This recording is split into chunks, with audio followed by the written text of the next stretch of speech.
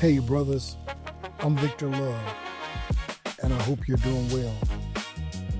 I want you to know that I'm on the couch getting help. I have a therapist. I've been diagnosed. I'm not crazy, and I don't feel crazy. But I've made some constant mistakes in my life that I regret. I've apologized, and I've forgiven myself and others for the things that have been done by me and to me. More importantly, I want to become the best version of what God intended me to be. So buckle up and come go for the ride.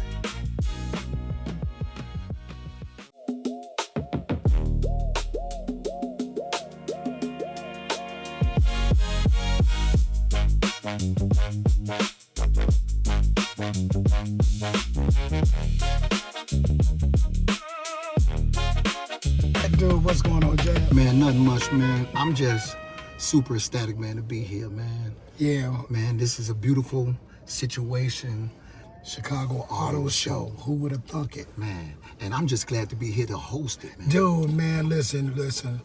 If it had not been for the Lord on our side, we wouldn't be here today. Man, But we're also forever grateful to Joe Perillo for acknowledging us with Black History Month, and Yes. especially where it relates to Black men's mental health Man, awareness. bro. So it's a beautiful thing to be here. I'm glad to be in the car with Man, you. brother, I'm glad to be with because you, man. We got some stories to tell, man. We getting ready to take them on a ride. Take 'em on a ride. I'm gonna tell the whole truth and nothing but the truth about me. hey, you know what? I'm just so happy to be a part of Let's Go for a Ride podcast. Yeah, let's get it. Yeah. I mean, like, it's the real deal, man. And I appreciate everything that you're doing in the community, man. And, Man, listen. men, hey, look. You know what I told? I'm cutting Go you off. ahead. You know what I Go told ahead. somebody today? I said, man, they ain't seen this Batman duo before. Batman. Ain't no Robin. Batman, ain't no Robin. It's Batman. I like to see it. Batman. Look at this. We got people coming Yeah, we got in, people coming in, messing man. with us. Hey, they They see this big car they see we this- in. You know what I'm saying? And it's sponsored by Joe Perillo. Yeah, so, hey, look, absolutely. in the luxury lounge. So, Yeah, man. our man Caesar. Shout out to sir. Caesar. Shout out to Caesar, man. Caesar, that's And, my man. Yeah, he's something special. Yes, sir. Yeah, Yes, my sir, man. Yeah, So, he gets it though. Yes, You sir. know, in a time where men are leading to suicide, or Black Yes, men in particular, yes. The numbers we is got, high, bro. The numbers are high, and we got to numbers do is something high. about it. And for me, when I got on the couch, and I was able to really tell my truth and say some things to my therapist that I couldn't say to anybody else, it was liberating. It was Yes. liberating, Yes. and I know that if it made me feel like that, and if it helped me figure out some things, I know that there's some other brothers out here struggling with their mental health. And my thing is, you know, we all about trying to encourage Yes. and challenge Yes. our brothers to do what? Man. Get a neck check up a checkup from the your neck up. That's right. Hey, man, you know, and it's ironic that you said that, man, because, you know, I played ball professionally, and I still play at my age every day. And we talk about men's mental health every day in the gym. Like, it's very therapeutic for us to get out there, and the camaraderie, the consistency and the camaraderie, man, it goes a long way. And we're not ashamed to let our guards down. That's right. No, I tell him, man, the guy that doesn't cry or show any emotions and nothing ever bothers him, I'm afraid of him. All right. Stand clear. Stand clear. Because when that pressure boils up, it's gonna pop eventually, dude. And it feel me? doesn't look so attractive. Yes, you sir. know, and when it doesn't look attractive, you have men that are verbally and physically abusive to their wives and their children. There are brothers that are in such a dark place that they're paranoid that they can't keep a job, so now I can't take care of the household. Yes. We got brothers that are just all bottled up, man. And I just know that the more you talk, then you free yourself up. Well, I got a book. Well, tell me this: what would be the next plan or a suggestion for a brother that's fighting mental illness or fighting mental health but scared to say something, man? He's got to stop. He got to get to where he don't give a fuck. Right. See, I don't care what you think about me. Right. I'm trying to get me together. Right. And if I'm concerned, most people that don't tell people their stuff is that they want everybody to think highly of them and that they got it all together. But when you stop really caring about what people think about you, and it's about you, you don't give a shit. So what you got to be a little selfish. Yeah, go run and tell it. Right. If that's all you got to do. Right. If that's what you take out of my trauma. Right. To go and gossip it to somebody else, you have fun with that. Man, and speaking of trauma, man, and I know we both, man, we didn't picked up on this. It's a lot of brothers out here that normalize these traumas and they stepping into relationships, man, friendships. Yes, sir. And they still carrying this trauma, man. Yep. What do you say about that? I just say, man, you got to be vulnerable. Mm-hmm. You cry. If you cut me and you cut a woman and you cut a child, mm-hmm. all three of those people are going to bleed. Right. Hurt hurts. Yes. Hurt people hurt people. And hurt people. So, hey, man, it's a pleasure getting in this car with you. Let's go for this ride, man. Man, always. Let's help our brothers. Brothers gonna work it out. Brothers gonna work it out. Brothers gonna work it all out. Brothers gonna work it out. Love you, man.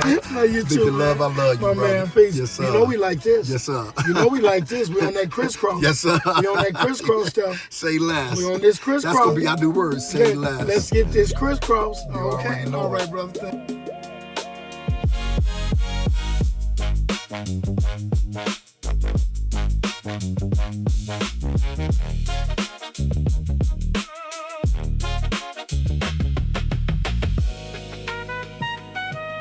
Introduce yourself, please. Oh, Jason Irvin, Alderman 28th Ward, West Side of Chicago. West Side. Best side. I got love for the West Side, but I'm a South Side. It's okay. Well, I spent a little time on the South Listen, Side. I growing got up. real love. Uncle Cole with Shine King. Cole was my I man. mess with Brick over at Taste Brick Buds. I still gotta love, give they me some. rolling. The Crickets, I go to Uncle Remus. The hat shop. I know a few spots over there. Yes, I tell people this, Frank's the Taylor that's on Roosevelt yes, started sir. on Madison and Keeler, and people don't know Are that. you He's a serious? West Side guy, yeah. I never knew, because you know West where I Side first started going to Frank? When he was over upstairs across the street on Roosevelt, when they tore all that down where the Jewel parking lot. Remember that?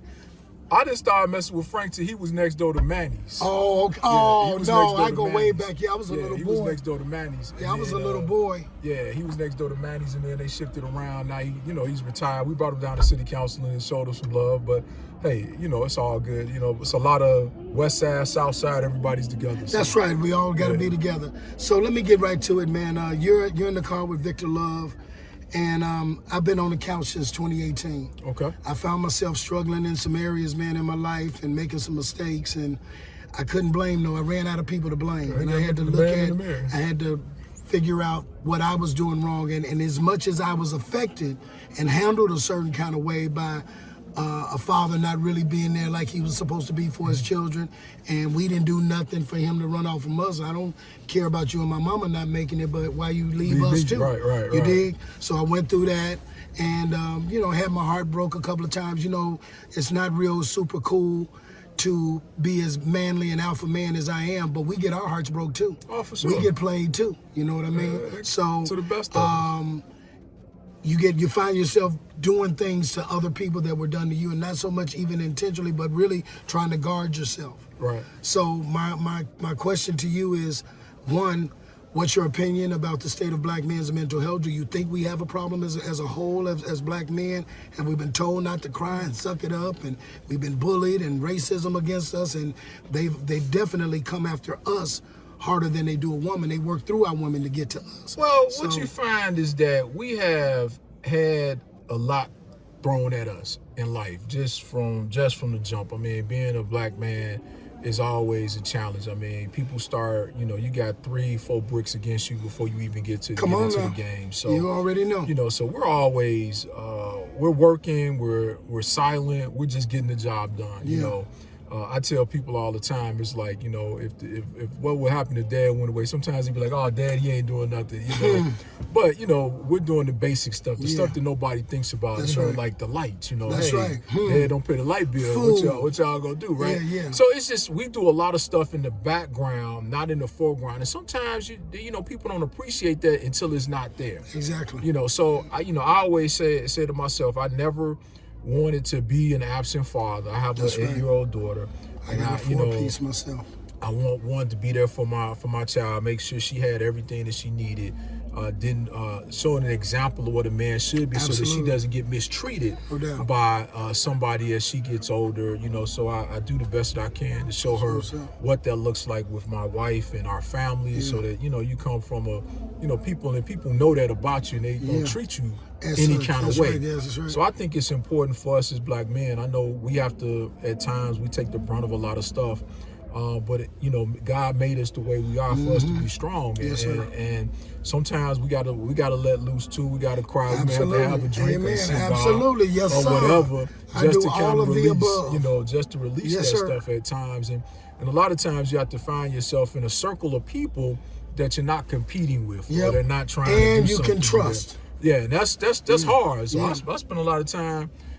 Daddy, why you talking to yourself? I'm like, hey, I had to talk to myself. I got to work it out, right? Well, they said David encouraged himself. Hey, you got to speak to yourself. Let me ask you this, Alderman.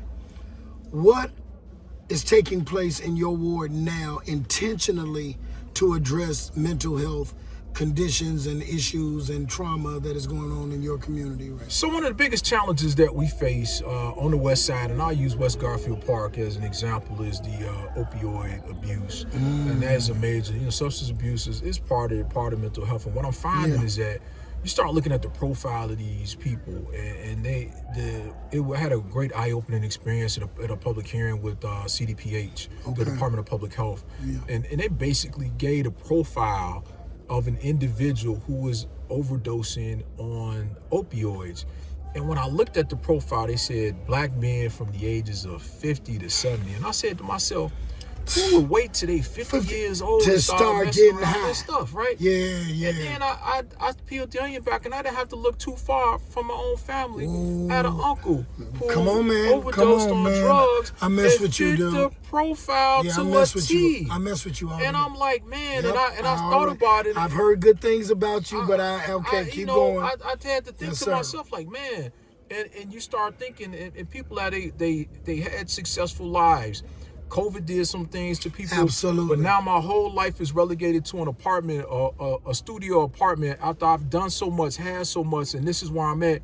And people in my senior buildings, and it's a challenge. And so we're trying to get people help, because it's a real challenge that we're facing in the community. And I know we're a microcosm on the west side of Chicago, so I know the same thing is happening on the south side and in the burbs and LA, wherever, because the profile doesn't change. You go across the country. Now, we've done better by getting people treatment, by doing some things, and distributing Narcan and other stuff.